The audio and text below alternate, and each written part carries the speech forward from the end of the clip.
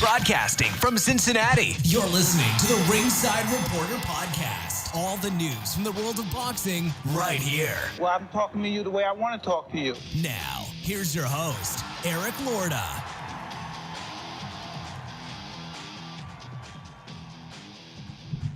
And we are live. Welcome to the Ringside Reporter show, where we talk about the latest boxing news. If it's related to boxing, we'll talk about it right here. My name is Eric Lorta. I'm here with my co-host, Joe Habib. We got a great show for you today. And if you want to call in, 570-530-8316. Let's get it started. DAZN, the main event, the pay-per-view last night. It was a good show. This really was. It was a pretty good show. I thought so anyway. Main event, David Benavidez versus Anthony Yarde. Benavidez wins by TKO in the 7th. I actually expected it to be way more competitive than it was. We know Anthony Yarde, they had made the comment before the fight that Anthony Yarde's lost a couple, but he's hurt everybody he's lost to. You know, he's had them in trouble at some point or whatever, and that wasn't the case tonight, or yesterday anyway. Benavidez just walked right through him, just smashed him, man. He looked bigger. He looked strong. They kept saying that Yarde looked bigger. I didn't think Yarde looked bigger at all. Yarde's more muscular. He looks fit. Yeah, I mean, he's got bigger shoulders, but like that was it. You know, like, I mean, if we're gonna sit there and give him do a bodybuilding contest, Yarde's gonna win it, of course. Yarde takes that home 9 times out of 10, right? I mean, really. I mean, but David Benavidez, man, to me was bigger. He was stronger. I think he was faster, which surprised me. He virtually won every round, man. I didn't give Yarde a round. Yeah, Yarde was connecting at times, but nothing seemed to faze Benavidez. And he hit him with some solid shots, and Benavidez just walked right through him. Yeah. Like he had been at that weight for, you know, as big of a guy as Yarde is, I thought something would have, like, you know, resonated. Well, something would have got his attention. Nothing seemed to get his attention. When he would throw his shot, it was almost as like he was thinking about, I got to pull this back because I don't want to get caught with something. He seemed like he was concerned about what was coming back. Very much so what was coming back at him. Yeah. And you could tell even when he was throwing punches, it's almost like that hot potato or touching the hot stove where he wanted to, like, yeah. Didn't even look like on all those punches he was throwing. And again, this is me from an observation. Yeah. He didn't seem like he was following through on all of those shots. And that's probably why on some of them, they didn't have as much effect as you would have thought they could have or should have. Yeah, and I mean, the thing is, man, is when I think that Benavidez was catching him, and he's so fast that when he touched him, man, he didn't, you know, he felt it a couple times, and he didn't want to get caught. You know, I mean, I really believe that. I mean, Yarde looked very pensive in that fight. Yarde did no damage to Benavidez, and Yarde hit him solid. And he just walked right through it. That was impressive. That was probably the most impressive win I've seen him in. That was a great win for him. It really was, man. I've never seen anyone beat up Yarde like that. Not like that. No. And, you know, Yarde is a good fighter. I've never seen him demolished like that. Yeah. That was nuts. You know. Yarde's a top 10 guy, man. Absolutely he is. The fight, I think the fight could have been stopped at any point after the 5th round, really. I mean, Yarde was just in there taking a beating. That shot that stopped him, I mean, there was no complaints about that stoppage. None at all. I mean, that was a mercy stoppage.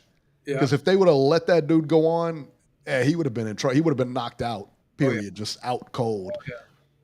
The great thing, after the fight, Benavidez said his next fight's already lined up for Cinco de Mayo weekend, May 2nd, against Zirdo Ramirez for the Cruiserweight Championship. How about that? Hey, just curious, Beeb, I don't know. Didn't we have somebody, I don't know if it was a caller or what, call in and say, did somebody say that Benavidez was going to go to heavyweight? Cruiserweight, you said. Heavyweight. He's going to heavyweight, I said. But now he's going to cruiserweight, and I told you after that he's going to heavyweight. I'm telling you, David Benavidez is going to go to heavyweight before it's all said and done. Because he's gonna massacre Zirdo Ramirez. That fight's not even close. He's gonna dog walk Ramirez. Trust me. I would favor him in that fight. I think you know, the big problem for Ramirez, and again, we'll have to see how this plays out when he moves up to 200 pounds. But the big problem you would think right off the bat would be the speed, right? Because Ramirez is a good fighter, but he's not the quickest guy in the world. We've seen him be outmaneuvered and outsped in fights, particularly against Bivol. So obviously this is a different style matchup, but you're gonna be in there with a guy who's real quick, throws a lot of punches, and he's gonna blanket you with volume. So we'll see. Zurdo getting cashed out. Yeah, Zurdo's getting cashed out. There ain't no question. I'm surprised De La Hoya has taken that fight. Cashing him out, son. Well, what else is he gonna do? Where's the big fight for Zurdo Ramirez at? Yeah. Where is it? There is no big fight for him. Jai Apatai, man, is probably probably the best guy they say in that division, but he's probably not the money man though. No. Who is the money man in that division, really? Yeah, well, it's going to be Benavidez after this. Could be David Benavidez. Yeah, you're right. Yeah, I mean, I tell you, like I said, man, and I think he goes, like I said, I know he goes to cruiserweight, and I think he pieces him up. And a lot of people in there are saying, in the chat or whatever, talking about, well, what about Bivol? What about Better Beef? I wish he would have fought them. They had their chance. They don't want to fight. Nobody wants to fight this guy. That's why when he gets a fight, he has to take it.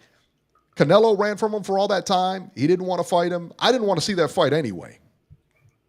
Yeah, I thought it was a runaway. You weren't too high on that fight. No, you weren't. No, and so Canelo doesn't want to fight him. So he goes up and he wins the title there in light heavyweight. And so who do you got? You got Better Beef up there. You got Bivol up there. Neither one of those guys want to fight him. Yeah, you're right. What are you going to do? You're right. He had two opportunities to fight Benavidez. He went south on both of them. Yeah. And Better Beef is still sitting there, and there's no way Better Beef beats that guy. Well, Better Beef was supposed to be on this card, and then he got pulled off the card. So we don't know if he's still injured or not. Yeah. Bivol just had, I believe, back surgery, so we don't know where he's at. So even though I'm a little disappointed, I mean, you only had 3 fights at light heavyweight, and then you're one and done here. Maybe he doesn't. Maybe you have. You're right. You have. There's something to what you're saying right now that he doesn't want to sit around and wait for these guys because these guys, like I said, are coming off injuries and they have not announced a comeback date yet. So we don't know what's going on with that. How long did he wait for Canelo for a fight that's never going to happen? Yeah, I don't even. I don't even think about that anymore. Like it's crazy the way that whole thing played out. It's like a soap opera. Yeah. Alexander says, what's interesting about Golden Boy is doing Benavidez Zurdo without Turkey. Thoughts? I think it's a cash out. I mean, think about it. Because the 2 top guys in that division, right, are going to be Zurdo and Jai Opetaia. Jai's not a big name. He's not a big draw. I don't care where you go. He's not going to be a big draw. Who's the lead promoter in that fight? Is it going to be De La Hoya? I'm guessing. I would imagine, yeah. He's got the champion. So Zurdo's a champion. So, yeah, I would imagine. Yeah. I wonder how much involvement PBC, if at all, is going to have in that fight, or if it's just going to be a straight DAZN pay-per-view, or if it's going to be a DAZN pay-per-view plus Amazon Prime. I'm guessing it just may be a DAZN pay-per-view. Makes sense. I mean, he just fought on DAZN, David Benavidez, so I'm sure he doesn't have a problem fighting on DAZN now. Before Samson, we're a Showtime fighter, and now we're Amazon Prime fighters. We're not we're Amazon Prime fighters. And it's funny. He said thank you. He said thank you to everybody last night, but he didn't say thank you to Samson. He didn't say. He didn't even say thank you to Al Heyman. I don't think. Right. Samson just makes your skin crawl, doesn't he? I'm not crazy about it. But all he did was thank Saudi. Like he thanked Saudi and everyone that was involved. Directly. Is Benavidez a free agent? I heard that he was. Then I'm hearing that he left Samson. Then I'm hearing that maybe he didn't. But he's kind of implying and indicating that he may just be flying solo right now. I don't know. Yeah. Dolomite hits it on the head. Zurdo gets blasted by Jai Opetaia, so might as well cash him out. It's a bigger fight. It's a much bigger. Him and Benavidez is a much bigger fight. Fight for Zurdo, no doubt about it. Cinco de Mayo weekend, so that's a good time to cash him out. Mexican fighters, you got a Mexican and a Mexican-American fighter. Yep. So we'll see. Samson Boxing was on the poster for Benavidez and Zurdo. There you go. Okay. So maybe he has a couple fights left. Maybe, He didn't mention him after the fight. I didn't hear him say thank you. They usually just thank you to him after the fight. So I don't know. Yeah, I think it's tough because like they're always. I mean, can you imagine having to remember all that stuff after getting hit in the head for 12 rounds? You know what I mean, or 10 rounds or whatever. That's a hard thing. I mean, so if you forget something, they're gonna. I don't know. We can read too much into it. Zurdo. Somebody asked how old Zurdo was. 34. He's 34. Yeah, he's up there. Yeah. Yeah, Benavidez is the face of boxing for Riyadh season. Yeah, I tell you what, I don't understand. Like, bring this guy back. Bring him back, man. Put him in the big fights. Bivol don't want to fight him. Beterbiev doesn't want to fight him. He's going to get Zurdo. I wonder if him and Opetaia would be a big fight. I think Benavidez and Opetaia on September 17th, the Mexican Independence Day weekend, September 16th. That Independence Day weekend, that would be huge, right? Yeah. That'd be a huge fight. Put it in Texas or put it in Las Vegas or wherever, And he could really become the money man on those days, because he's taken over if he takes over those days, I mean, think about Benavidez and think about like Usyk, a heavyweight like Usyk. Usyk's not a big heavyweight. He's coming up in weight. Sean Porter beat Usyk in the amateurs. That lets you know where he started out. God. You know what I mean? So, I mean, really, it's not a far-fetched idea. It's not. Not far-fetched, man. I'm open to it. I'm open to your theory. I'll wait and see and let it play out. There you go. All right. Well, let's move on here to the co-main. This was the most talked about fight on the card. Yeah. These two had a lot of heat coming in. They did. They had a lot of heat coming in and everything like that, man. So this was one of those things, man, where it was like, we thought it was going to be a pretty competitive fight. But everybody, like I say, 90% of the people last week were picking Norman. A lot of people were picking Norman, yeah. I had Haney. Shout out to Sutter Kane because he called. This is crazy. He called me yesterday, and he was like, "I'm picking Haney because he's Muslim, and I'm Muslim, right?"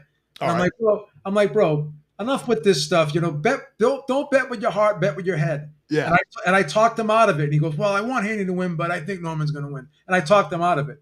First of all, don't ever listen to me ever again, all right?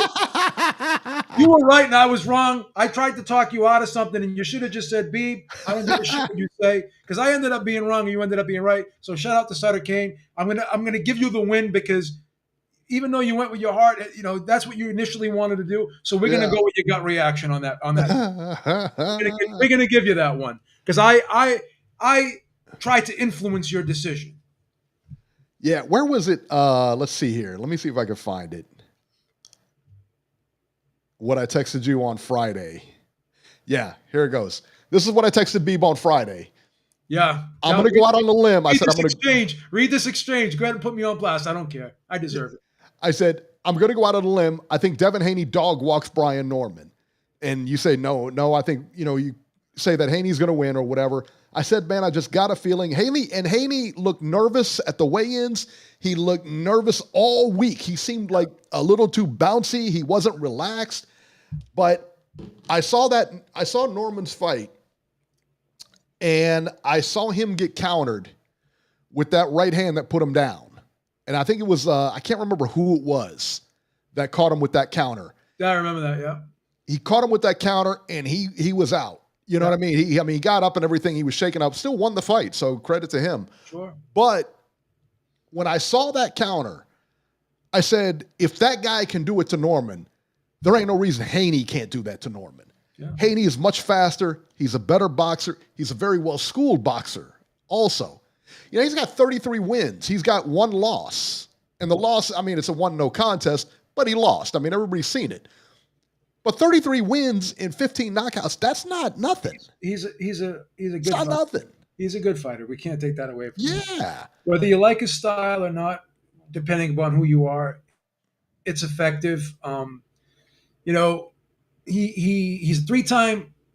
three-weight world champion now, right? So give him full credit for that. He moved up and beat the number one guy at welterweight. This guy was ranked number one by the Ring magazine. Mm-hmm. Okay?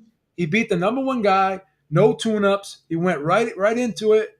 He won the fight. I had it 7-5, but most people had it 8-4. He had the big knockdown. I thought that second round, I'll tell you what, that second round knockdown, he had Norman, he could have had Norman out.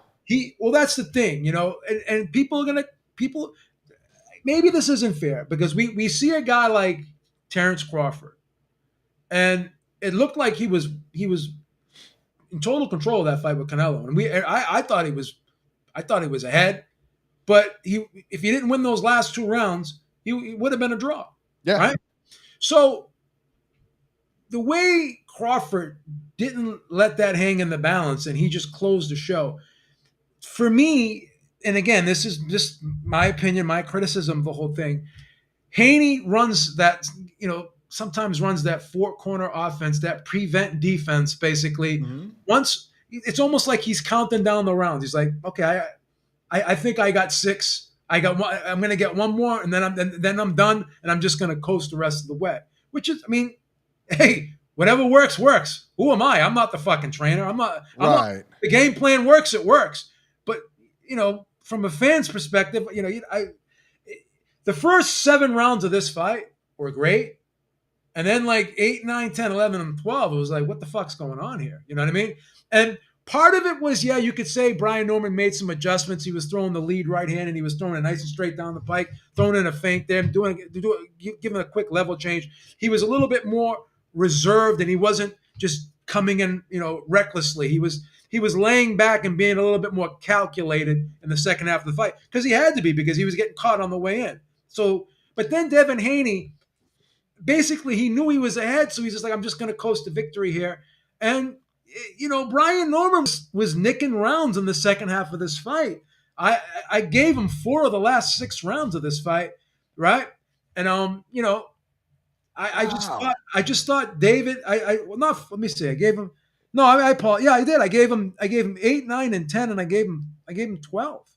Yeah, he at least won 3 of the last 6, and probably everyone gave him the first. But I gave him 8, 9, and 10. You probably just got, what did you give him? 3? I think you gave him 1, 3, and 11 and 12. That's what if I remember your scorecard. Yeah. Yeah, you didn't give him 9 and 10, but a lot of people gave him 10. I know that. But one judge had it 6-6. So, it was like he felt as though he had the fight in the bag, and he just coasted. But sometimes when you think you have the fight in the bag, like Crawford, I thought he had the fight in the bag going into the 11th and 12th round. Right. But the judges didn't.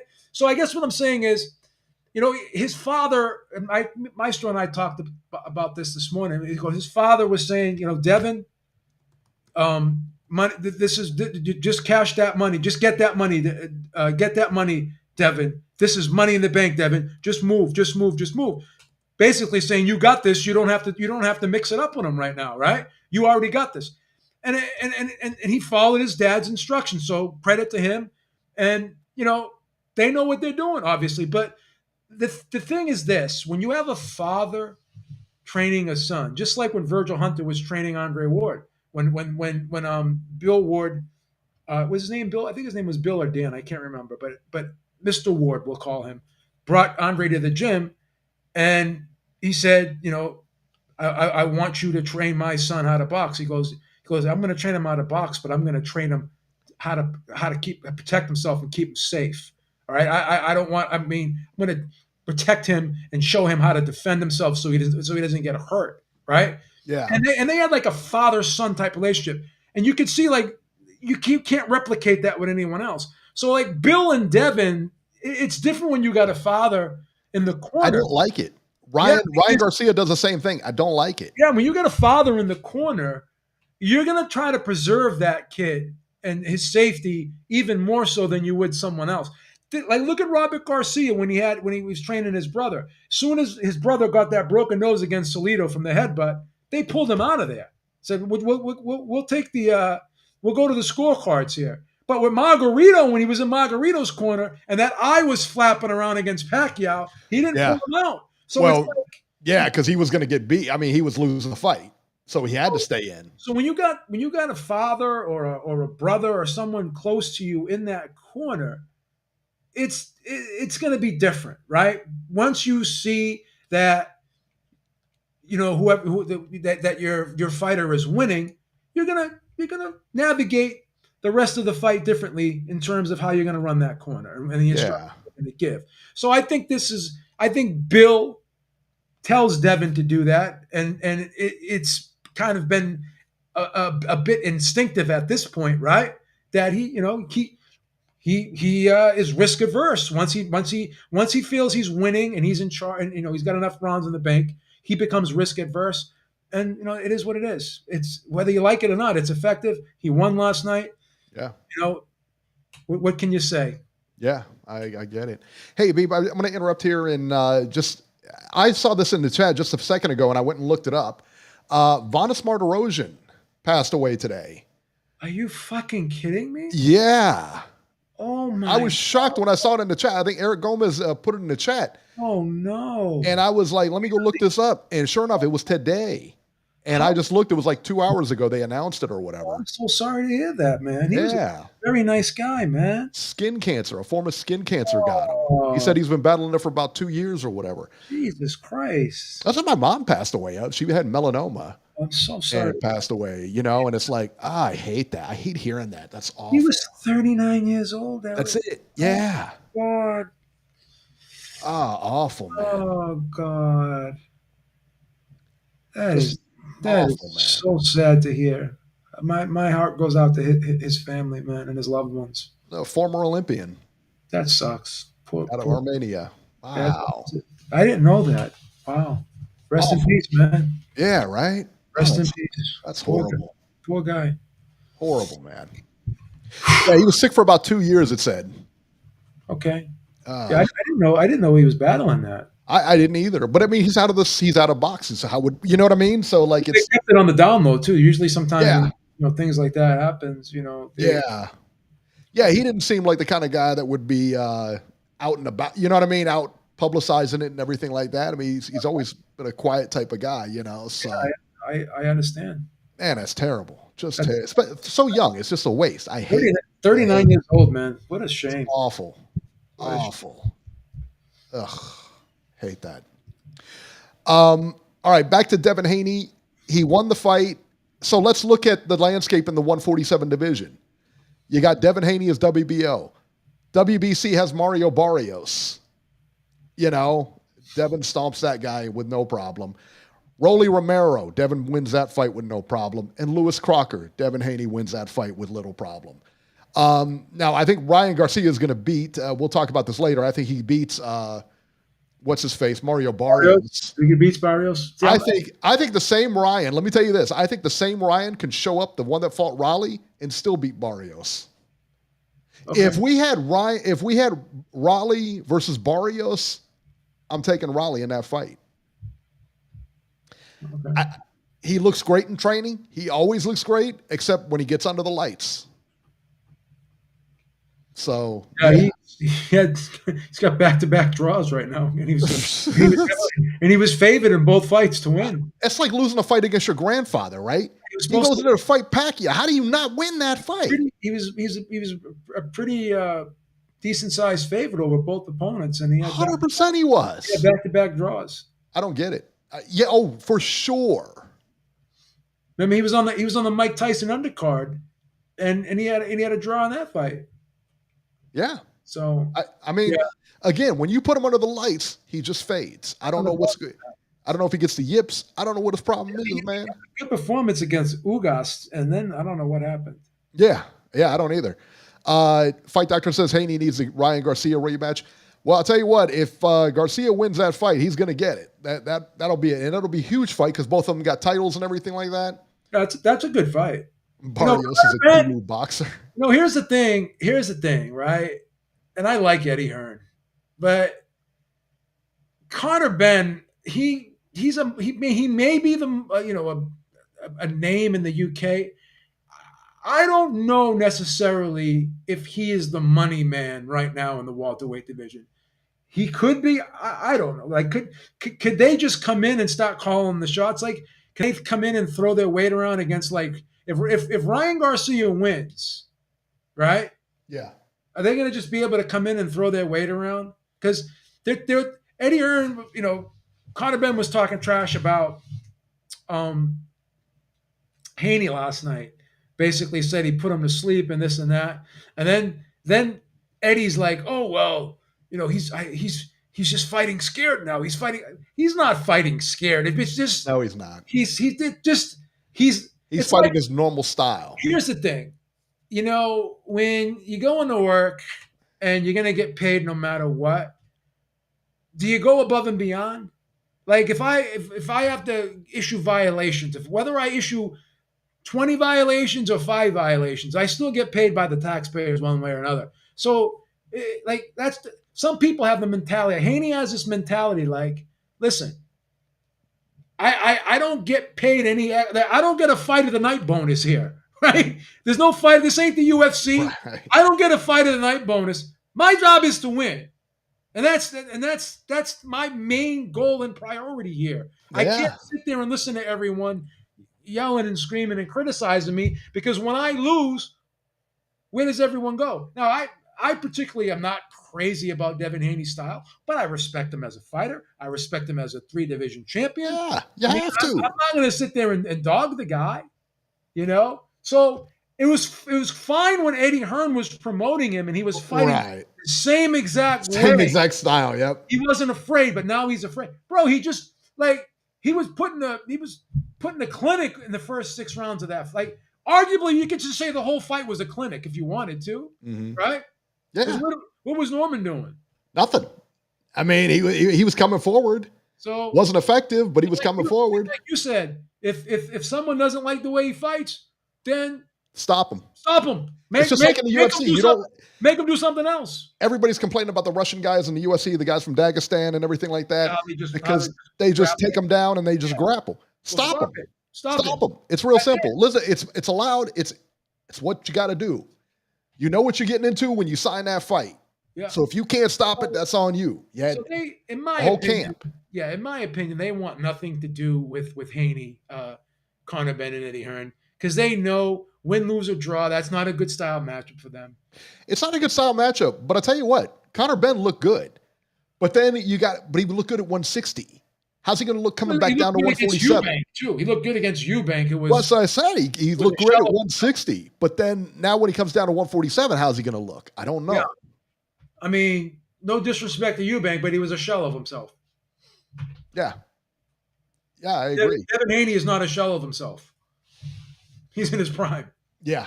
He's much faster than Chris Eubank Jr. And he's probably a better fighter than Chris Eubank Jr. For sure.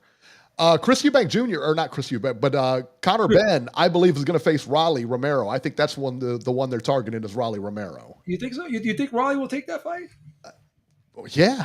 I mean, it's a big money fight. That's a big money. Think about it. Think about it. If he goes to UK and takes that fight, how much money he's going to get? It'll be huge. Well, I think they're saying they want to fight in Vegas or something like that. They want Conor to come over to the United States. Oh, for what, man? You got all the money over there. I know. All the money's over there. I know. You know. He wants to do what his dad did, though. His dad came over. His dad I get that. Not on this fight. Go. I mean, yeah, you're right. Here on this fight. Ryan, the winner of Ryan versus Barrios. That would be a good Vegas fight. Yeah, I think so too. That's absolutely a great Vegas fight. So you think he's going to go right to Raleigh before he goes to the winner of Barrios versus Garcia? That's what you think? I think so. I think he's going to go because the fight becomes more marketable with a belt. It's a unification fight. And so he's going to fight, and I guarantee he gets a crack at Garcia before Devin gets a crack at Garcia. I think. That's what I would think happens. I think so. But who knows? Who knows? Yeah, I don't know about – see, that's something I don't know. But you could be right. You could be right. We'll see how – I mean, like I said, you were right about Benavidez and you were right about Haney, so we'll see. Maybe we have to start giving you the benefit of the doubt here. Nathan Benden says that it's not happening. Rolly Romero and Giasov have a purse bid scheduled for next week. Doesn't matter. Yeah, we'll see what happens. If we have learned anything, all right, we've learned that the purse bids mean nothing. They don't mean anything. None of that stuff means anything. I mean, look at the WBC. Why don't you explain this to me? How is Ryan Garcia getting a title shot at 147 when his last fight, after moving up to 147, he got beat? And now he's getting this on a loss? Why? It's because he's got a lot of Instagram followers. Right. Exactly. So how would you rate him a number one contender for that belt? Or how would he even get a shot at that belt on a loss? Coming off a loss? Yeah, I can't make sense of what the WBC does. Because they're clowns. They're clowns over there. I stopped trying to make sense of what the WBC does. Mexican white privilege. Yeah, right. It's that Instagram privilege, that social media privilege. Let's talk about the last two fights here. Bam Rodriguez versus Fernando Martinez. Rodriguez wins by TKO in the 10th. Listen, man, Bam stated he is going to move up in weight after the fight. I don't see anybody beating that guy anytime soon. You think? I think he dismantled that guy. And that guy was a good fighter. He was a champion. And he just dismantled that guy.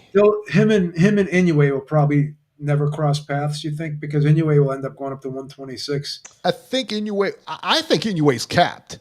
I think Inoue's capped at how far he can go. And I think 126 may be it for him. Yeah. But you think Bam will ever go to 126? Man, Bam's 114 right now, isn't he? 115, I think. Yeah, 115. I think he weighed in at 114, I thought. But yeah, man, I don't know, man. Bam can go up to 118, maybe 122. I don't know. Will Bam go to 126? I guess it depends on how tall is he. I mean, how Nakatani beats Bam? Yeah, maybe. I don't know. I think they're big for him right now. Well, maybe the better fight for Bam would be Nakatani at 118. But isn't Nakatani going up to 122? He's moving up too. He's moving up. Nakatani's going to move up. He's going to move up to 122 to fight Inoue. So, I mean, what's out there for Bam in terms of like an intriguing matchup? And I mean, with Inoue, Inoue's selling out that Tokyo Dome every time he fights. Yeah, it doesn't matter who he fights. He's a superstar. Yeah. So it doesn't even matter. You know what I mean? Like, he doesn't really need Bam. Yeah, that's true. So, I mean, and if you're going to fight him, you know where you're going to fight him. Yeah. You're not fighting him anywhere else but Japan. So Nakatani's going to 122.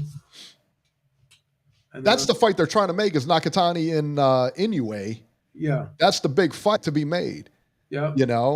And I mean, and if Inoue beats him, which I think he will. Yeah. I mean, what's out there, man? And we've been following Inoue from the beginning, man. Remember Corey was real high on him to begin with. Yeah. And I didn't like it because he was beating like former champions and stuff. And I'm like, how good is this guy really? We got to see him because he's fighting like retreads and everything like that. We got to see him fight. When he went to that tournament, that was it. That was game over for me. I was like, yeah, he's the real deal. So he knocked that dude out, man. I was like, yeah, he's second round knockout. There wasn't no way he should have won that fight. That Puerto Rican guy he knocked out that we both picked him to beat him. And yeah. He just demolished him, man. Yeah. It wasn't even close. Wasn't close. Let's talk about the fight of the night last night. Sam Noakes versus Abdullah Mason. Great fight. Clearly the fight of the night, man. Abdullah Mason wins a unanimous decision, 117 to 111 and 115 to 113 twice.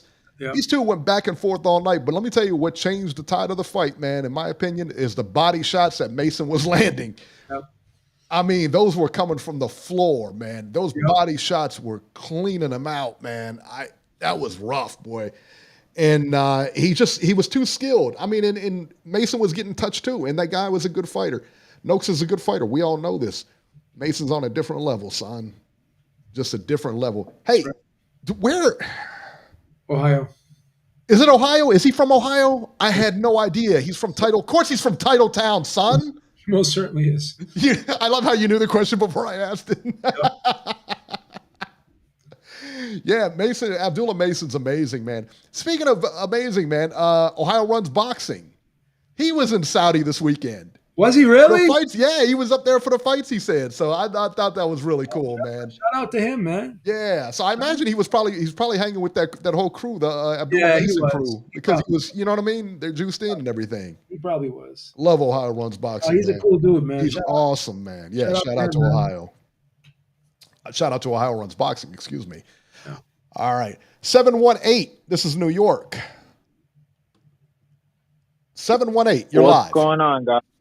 What's the word, How are man? you guys doing? This is Rafi. What's up, Raf? How you doing, brother? Good, good. I'm gonna keep it a little short for the night last night. I mean, I personally didn't have any predictions for the Haney Norman fight. Just for the simple basis of I wasn't fully sure, what version of Haney was gonna come in, and I'm not too keen on who Brian Norman really is because the way that Top Rank moves fighters, especially with someone that they're going to invest in, they'll match him carefully versus people that either very flat-footed and they just stay there to get hit. And with Brian Norman, we only saw that great performance versus Santion, a guy that's practically there to get hit, and that guy, the Japanese guy, Sasaki, I believe.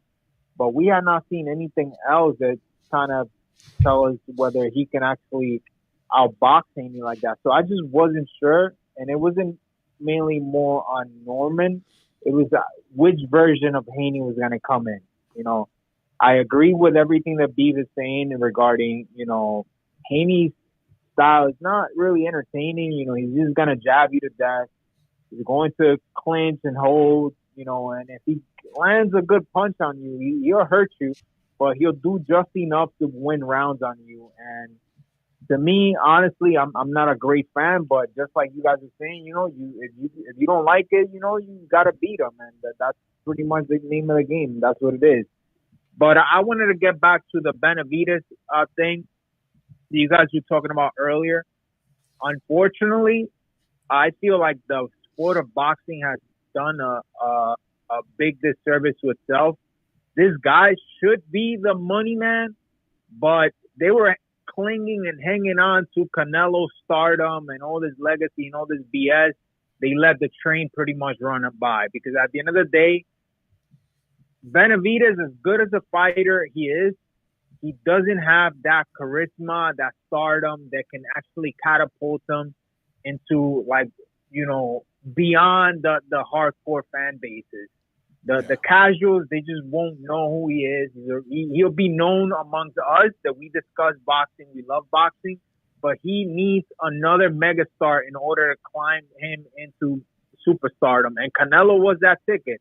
Unfortunately, that's not going to happen anymore. And now boxing itself is on limbo because they wanted to cling on to Canelo and the legend that he is. That's what it is. And the last key point that I wanted to mention, that Noakes versus Abdullah, man, that is old school way to earn a world title. I was so happy that the way that he ended up winning a world title, because it seems like now everybody gets a shot at the title, just like how you were saying with Ryan Garcia. Like, the way that he was able to grind that out versus another good opponent and Sam Noakes, that was great to watch. But, thank you guys. Thanks for the call. Absolutely, man. Absolutely. Thanks for calling. Beeb, I think that he made a really good point about Benavidez. He'll never be that crossover. He doesn't have that crossover appeal. But he reminds me of Terence Crawford, where he doesn't have that crossover appeal either. Nobody knows who he is, until he fights a big fight.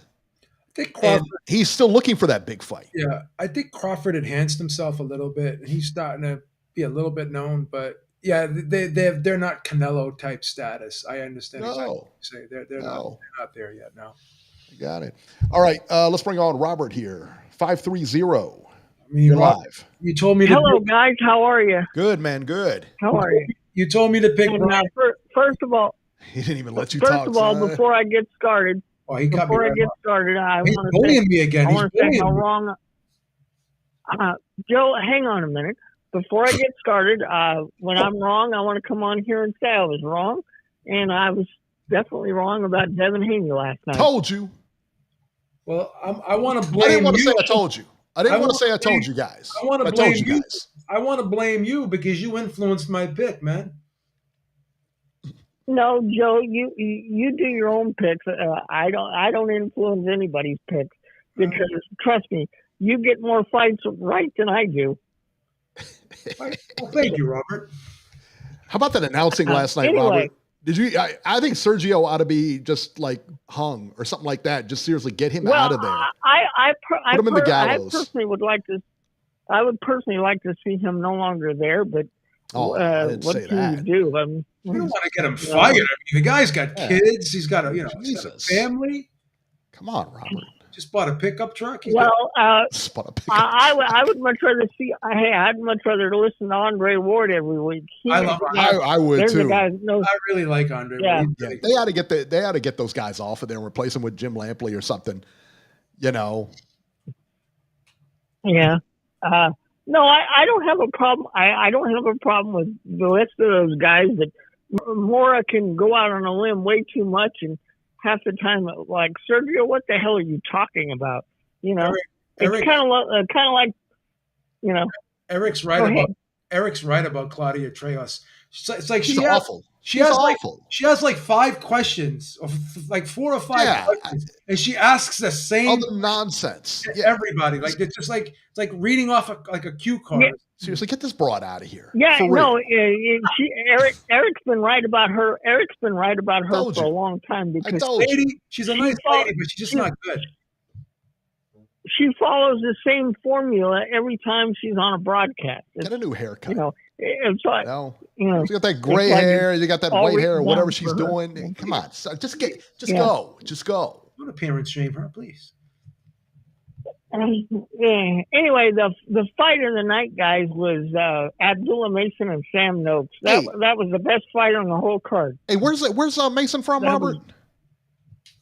Cleveland, Ohio. Titletown, son. Say it. Titletown. Yeah, Cleveland. Not Cincinnati, Cleveland. Doesn't matter. Ohio is Ohio, baby. We are one. You always got to try to nitpick. We are one here. And you know what? With the way that division is, he might be champion for a while. He became champion at the right time in that division. Just like now that Haney's won the title at 147, I think he's going to run through most of the guys there. I don't see him losing to Barrios. I don't see him losing to Romero. I don't see him losing to Crocker. And if Garcia wins that fight, which I suspect that he probably will, unless Mario has dirty pictures or something of the judges, because let's face it, the last 2 fights Mario's had, he's gotten off really lucky with 2 consecutive draws. You know, I think Haney could be the man at 147 for quite a while. I think Sergio needs to find something else to do. I like that, yeah. I can't say broad. So, why can't I say broad? Eric's canceled. I didn't even do nothing, man. I didn't even say nothing. Anyway, hey, I'm enjoying. Hey, I'll put it this way: I'm enjoying boxing a lot better than I'm enjoying my football season. Yeah, the Raiders are terrible, son. Cleveland did Cleveland beat them? Yeah, they're well on their way to victory. They're up by 2 touchdowns. Oh yeah, Cleveland's killing them, son. Come on, I'm coming next week with a Browns jersey. It's awful. You know, but good card. But Abdullah Mason and Sam Noakes was the fight of the night.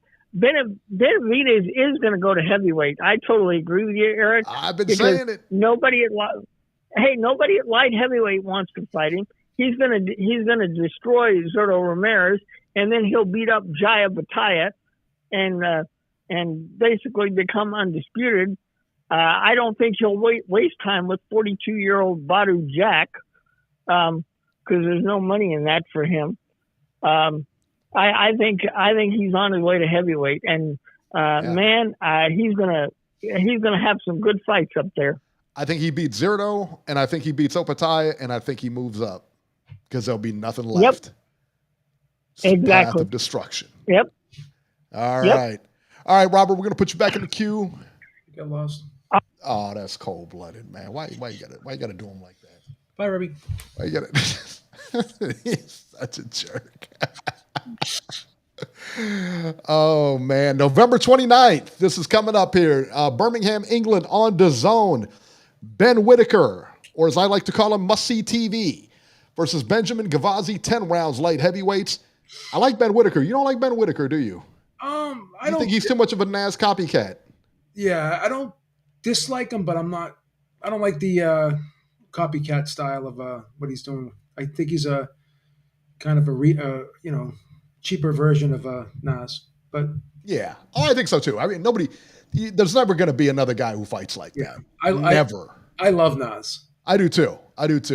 There'll never be another one. Yeah. He was an original, man. Yeah. So Ben Whitaker fighting on that DAZN card next week. There's also another card in England, in Derby, England. Fraser Clark versus Jeannie Shakiva?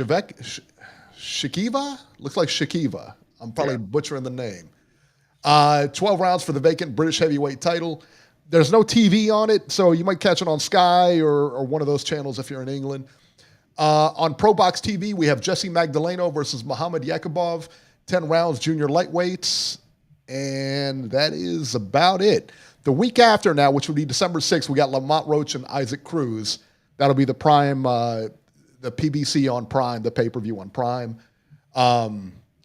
Janabek Alam Kanuli versus Arislandi Lara on that card. Oshaki Foster versus Stephen Fulton Jr. That's a good fight. Let's see here. That's a good fight. That is a really good fight. Yeah, I think so too. Speaking of December 6th, Jayo Pataya is fighting Hussein Sankara, 12 rounds. That's going to be December 6th in Broadbeach, Australia. No TV on that at all. So I don't know what's going on with that guy. I don't either. What about, who was that one heavyweight? Remember the one heavyweight, the Olympic heavyweight who won like 2 world championships or whatever?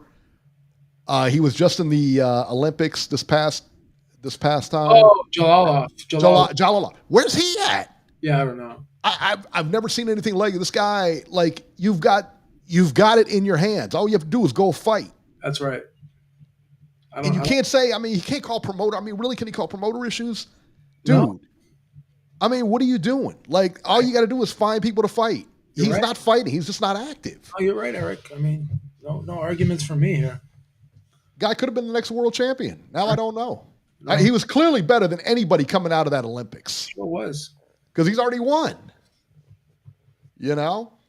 All right, let's go to our news and rumors. Jake Paul versus... I love this fight.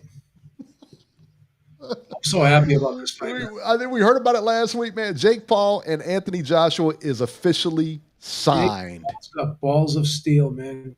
Yeah, he really does, man. But I don't know. I mean, does he though? I mean, let's face it. Would you get in the ring with Anthony Joshua for $20 million? I'm scared of Anthony Joshua. I mean, he put me in a coma. You're such a weenie, dude. I wouldn't be able to spend the money after he got through with me. What are you talking about? Like, they're covering your medical bills and everything.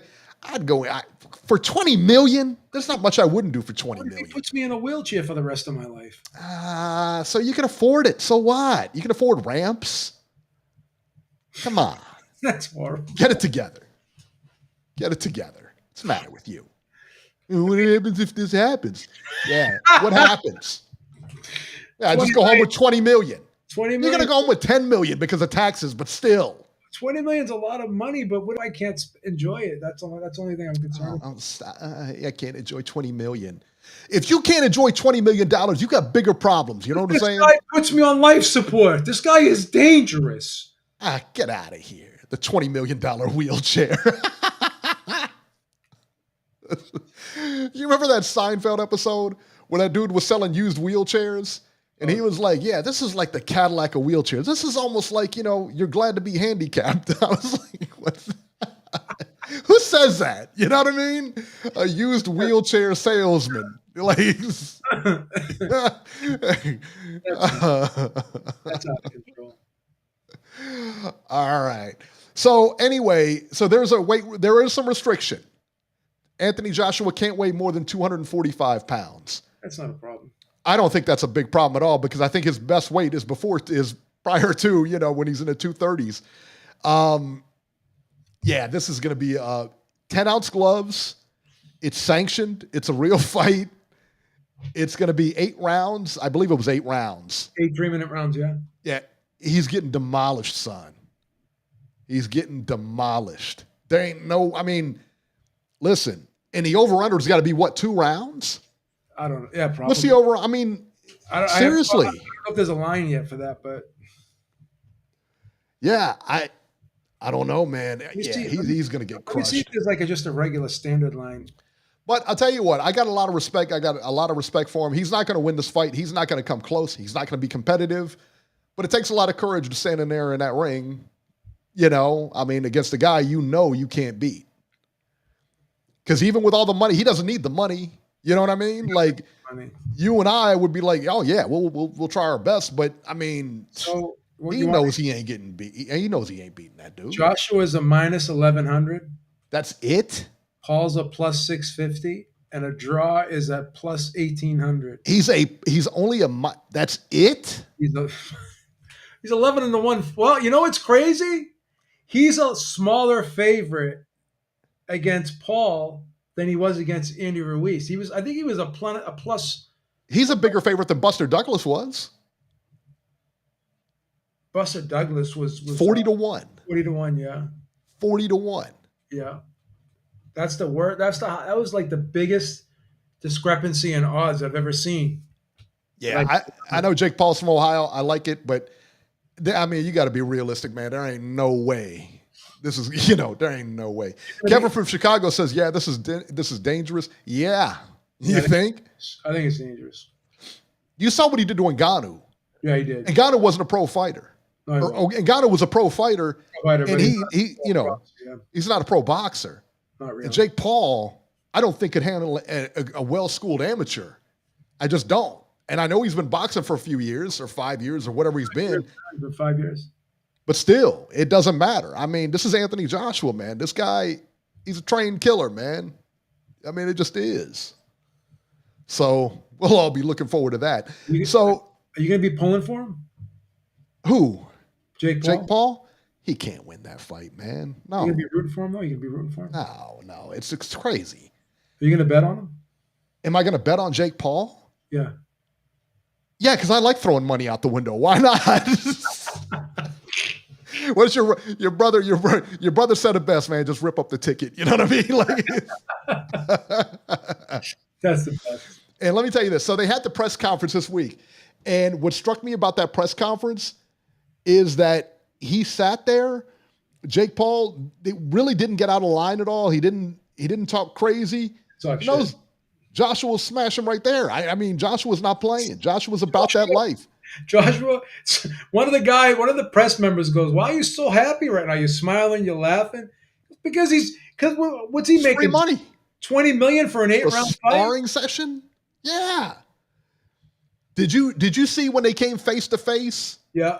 And he looks at Joshua's chest and then looks up, and you could see it in his face. He's like, when he got there, you could see it as they're coming toward each other. You could see it in his face. He was worried. What the fuck did I get? Yeah, it's almost like the penny for him dropped right there.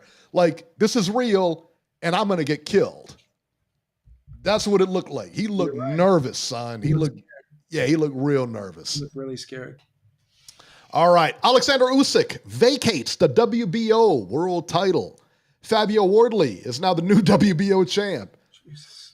I mean, why not have him fight for it? Like, why? I don't understand. I will say this, because normally I say the same thing you're saying right now. But Joseph Parker was ranked number 1 by the WBO for a little while. So what?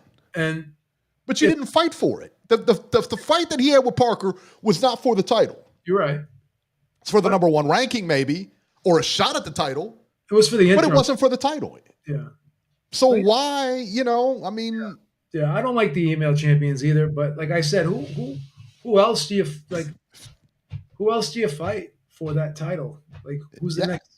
Who's the next? Who do they always fight for that? I mean, they always pick out some 2 obscure guys to fight for the title. That's what I mean. And I mean, if you're going to earn it, but it doesn't feel like you earn it that way. And they don't want it that way, I'm sure. And to Wardley's credit, he said, I don't want to win I didn't want to win it this way. I'd rather have won it. I want to win it, He goes, I don't, because he's a competitor. Yeah, he said, I don't consider myself the real champ right now. Yeah. So shout out to him. Yeah, absolutely. That's a great way to look at it. Ryan Garcia versus Mario Barrios is signed for February 21st.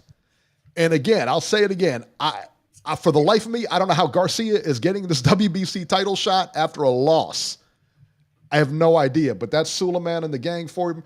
I guarantee they'll have another belt made up like the one behind me. They'll have, it'll have bells and whistles on it and all kind of. That's a social media title. Valentine's Day. Yeah, it's Valentine's Day, so it'll probably be shaped like a heart, like a green heart with the WBC belt, green and gold. Don Magic Wand's going to be there to place it around the waist of somebody. Listen, WBC is out of hand, man. They're just out of hand. That's crazy to have this title fight. It just doesn't make sense from a lot of different directions. It just doesn't. You're out of control. Speaking out of control, negotiations are underway for Canelo Crawford 2. Canelo Crawford 2, Beeb. I hope it doesn't happen. I don't want to see it again. We already saw it. And there's nothing. It's going to be like, listen, there's nothing that Canelo's going to be able to do differently in that fight. Nothing. He said it after the fight. He's really good, and maybe I'm too old. That right there lets me know he ain't going to beat him in a rematch. He's not. I hope that's just a rumor, or I hope that's something that's been floated out there. I hope it's not concrete. I hope it's not really going to happen. Yeah. But we'll see. But it's a big bag for Terence Crawford again, so it's a big bag for Canelo again. Rod Mudden says, coked up Ryan, or is he fresh out of therapy? Hopefully it's coked up Ryan. Coked up Ryan is my favorite. He is my favorite. Unhinged Ryan can beat anybody. Put him in the ring with Jake Paul or Anthony Joshua. I think Ryan, unhinged Ryan beats everybody. He's awesome. Unbelievable fighter when he's unhinged. Yeah. Subriel Matias tests positive for Osterine. He's got the dirty pee-pee. That's right. He peed dirty. The positive test not only puts the January 10th fight in jeopardy, but Matias could also be stripped of his title should his B sample come back positive. Let me clue you guys in. His B sample is going to come back positive. Always does. Always does, because it's the same sample. He peed in the cup. They divided it 2 ways. What are the odds that the A sample is going to be tainted, but not the B sample? Stop it. Stop it. Osterine Beeb is what?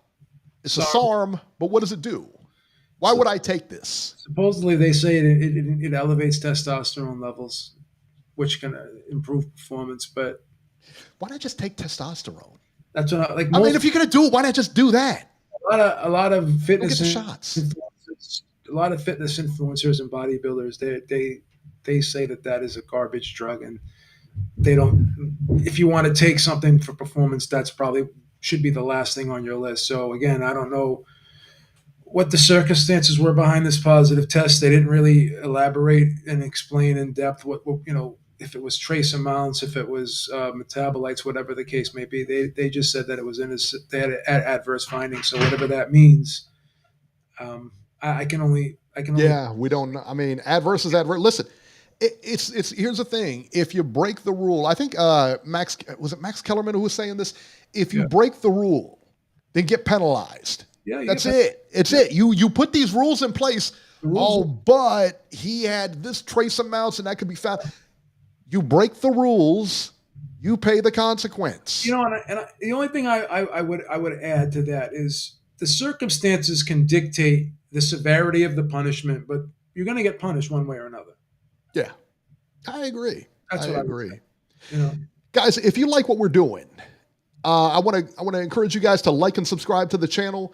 It's not uncommon that we do content during the week. Beeb does a great job during the week. He's got all kinds of different topics and shows and everything like that. If you like what we're doing, hit the like button, smash the like button. It helps us out. If you subscribe, it helps us out. It just helps the channel, and it helps us keep doing this, keep doing what we do. We make it do what it do. There you go, Beeb. How about that? That's great. Thank you. All right. And that is it. That'll do it for this edition of Ringside Reporter. As always, you can catch Joe Habib on X at JHabib1 and find our YouTube channel at ringsidereporter.com. You can find me on X at Ringside73. And guys, happy Thanksgiving. Happy Thanksgiving this week. And we will see you next week.